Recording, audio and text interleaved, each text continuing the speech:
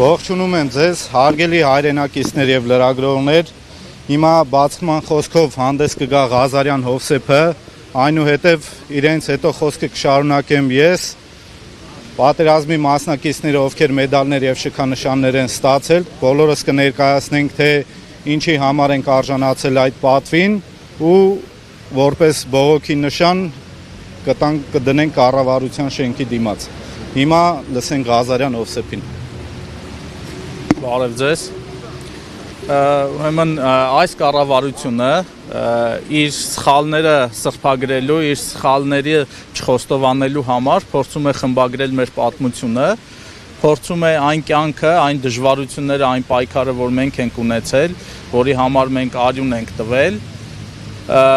իր սխալները արդարացնելու համար փորձում է զրոյացնել դա եւ մեզ ասում է, որ մեր վերջին 30 տարվա պայքարը, որի գաղափարով մեր հանրապետությունը հռչակվել է ու որը եղել է մեր պետության գաղափարական հիմքը, կեղծ է եղել, սուտ է եղել եւ գոյություն չունի։ Ի նշան բողոքի այս խայտարակության դեմ ես իմ մարտական ընկերների հետ որոշել ենք մեր ստացած շքանշանները 44-օրյա պատերազմի ժամանակ հետ հանձնենք։ Մենք այս շքանշանները ստացել ենք 44-օրյա պատերազմի ժամանակ մարտական գործողություններին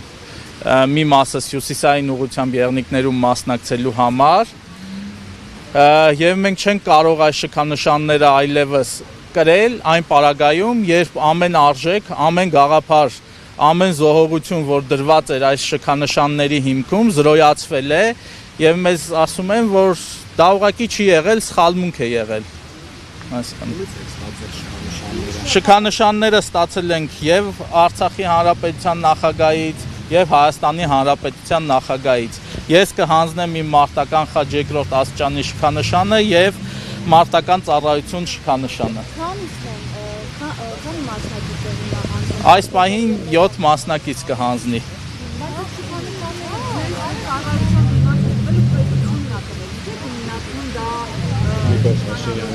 Տեսեք, այս իշխանավորները, ով պետության գլուխն են հիմա, ուղղակի այդ պայքարի գաղափարը ոչնչացնում են, ուղղակի զրոյացնում են եւ մենք այս քայլով ուզում ենք ասենք, որ բողոք ենք արտահայտում դրա դեմ ու ասում ենք, որ մենք պայքարելու ենք, այս քայլով մենք ասում ենք, որ պայքարելու ենք, որպեսզի սա տեղի չունենա այլևս։ Այո, հաջորդիվ դուք կիմանաք արդեն։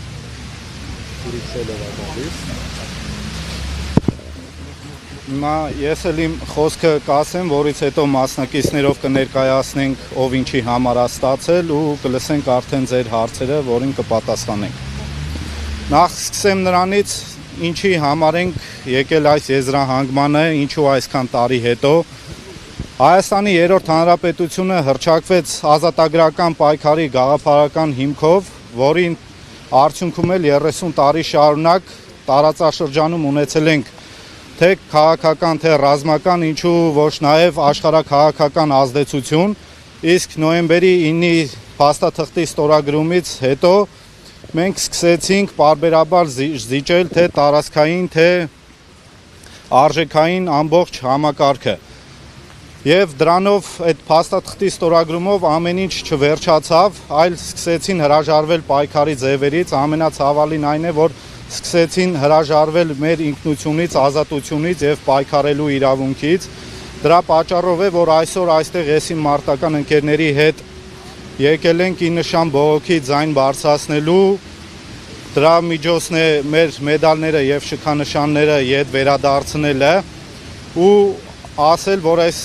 քաղաքական իշխանությունը զբաղված է ապազգային եւ ապահայկական գործունեությամբ, որի վառ վկայությունն է մեր պետականության ապամոնտաժումը իրենց կողմից։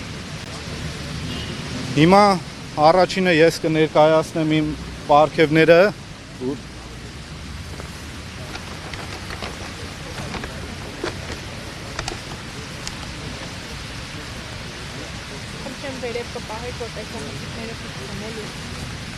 Սա Անդրանիկ Օզանյան գերատեսչական մեդալ է, որը ստացել եմ 2012 թվականին ժամկետային ծառայության ժամանակ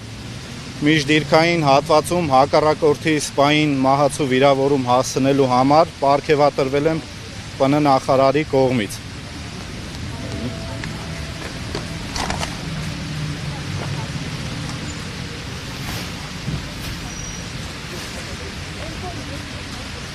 Դրաստամատ Կանայանի գերատեսչական մեդալը ստացել եմ 2016 թվականին քառօրյա պատերազմին կամավոր մասնակցելու համար նորից պաշտպանության նախարարի կողմից։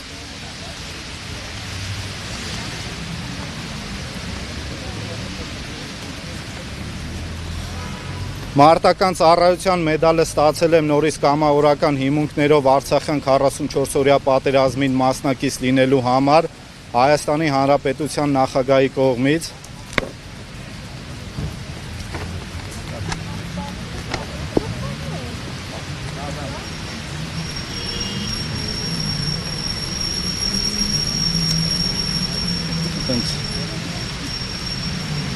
Մարտական խաչ երկրորդ աստիճանի շքանշանը ստացել եմ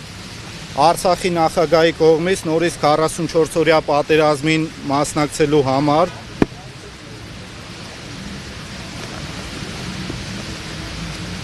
Այս ամենաանհասկանալի մեդալն է։ Համագործակցության համար մեդալը ստացել եմ 22 թվականին Արցախից գալու եւ ջերմուկյան դեպքերին մասնակցելու համար ՊՆ նախարարի կողմից։ Այսքան էլ երևի կամավոր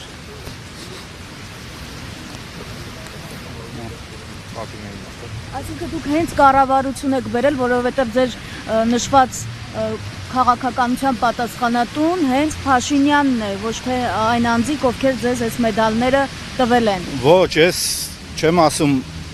մեդալները թե ինչի համար։ Ինչու կառավարության։ Ինչու կառավարության, որովհետև պատասխանատուն կառավարությունն է եւ իշխող քաղաքական ուժը, քանի որ քաղաքական ուժի վերևում գտնվող ասել Գեղամ Մանուկյանի շեֆը Նիկոլ Փաշինյանը իրանց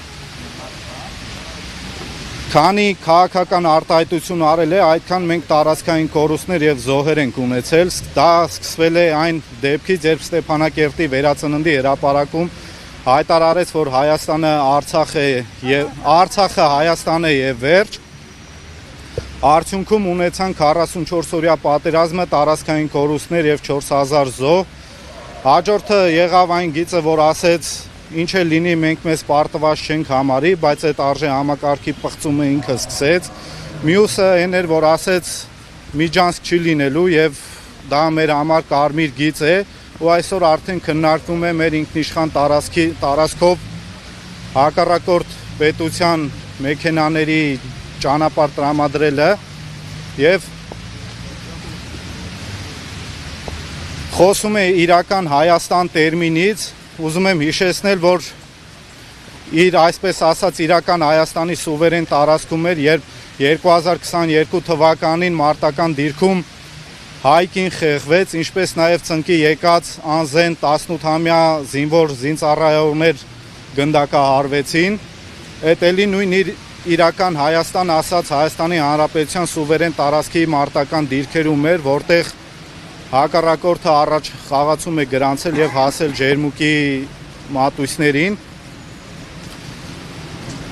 Դա ինչու համար եմ շեշտում 18 տարեկան զինվորները, որովհետեւ ինքը նոր թեզ է առաջ բերել, որ չպետք է մեր 18 տարեկան երեխաները դիրքում կանգնեն, նախ երեխաներ չեն, երբ որ համազգեստ են կրում, արդեն դառնում են հայրենիքի պաշտպան զինվոր են նրանք։ Այդ 22 թվականի սեպտեմբերի 13-ի զոհվածների հիշատակի օրը, երբ նրանք ֆեստիվալ անցկացրեցին անտեսելով զոհերի հիշատակը,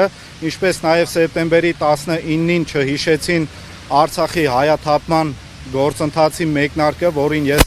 ներկա եմ եղել եւ մինչեւ վերջին օրը պայքարել եմ Արցախի անկախության համար, ու ես այդ ազատության կորուստը զգացել եմ, երբ գլխիկոր դուրս եմ եկել Բերձորի անցակետից։ Այս պատմությունը կոպիտ ասած մի անգամ արդեն տեսել եմ եւ չեմ ուզում, որ դա կրկնվի, ու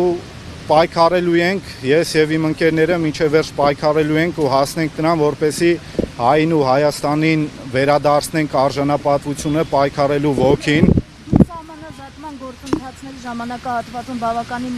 ակտիվ էիք եւ այն ժամանակ ձեր նկատմամբ նույնիսկ քրեական գործ էր, հա, հարուցվել։ Հիմա խոսեմ դրա մասին։ Ինչի համար եմ ընտրել այս պայքարի միջոցը, որովհետև ես եւ իմ ընկերները չենք ուզում մեր սերունդներին ու Հայաստանի Հանրապետությանը հայ ժողովրդին, ոչ թե ասել Նիկոլ Փաշինյանին Հայաստանի ժողովրդին, այլ հայ ժողովրդին,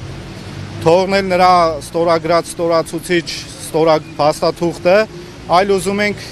ժառանգություն թողնել մի արժե համակարգ, որին մեր սերունդները, որի համար նորից այս պայքարի ձևը լավ որից չի, որ ընտրել ենք, որ մենք հրաժարվում ենք մեր ամենաթանկից, մեր ձեռք բերածից, ինչի համար զոհվել են նաև հազարավոր մարդիկ, դրանց թվում նաև իմ մարտական ընկերները, որոնցից 6-ը միայն Արցախի հերոս են եղել։ Անցած տարի միակողմանի սահմանազատման եւ գյուղերի զիջման համար պայքարին ես եւս եղել եմ նոյեմբերյանի շրջանում։ Խաղ ակցիայի ժամանակ սադրանքին հետևանքով ազատազրկվել եմ 1 ամսով։ Հիմա մենք ընտրել ենք այս միջոցը պայքարի ուղի ու սա շարունակական է լինելու եւ մենք ետ չենք կանգնելու մեր դիրքորոշումից։ Դրանով գամնել ասեք։ Պետրոսյան Արման։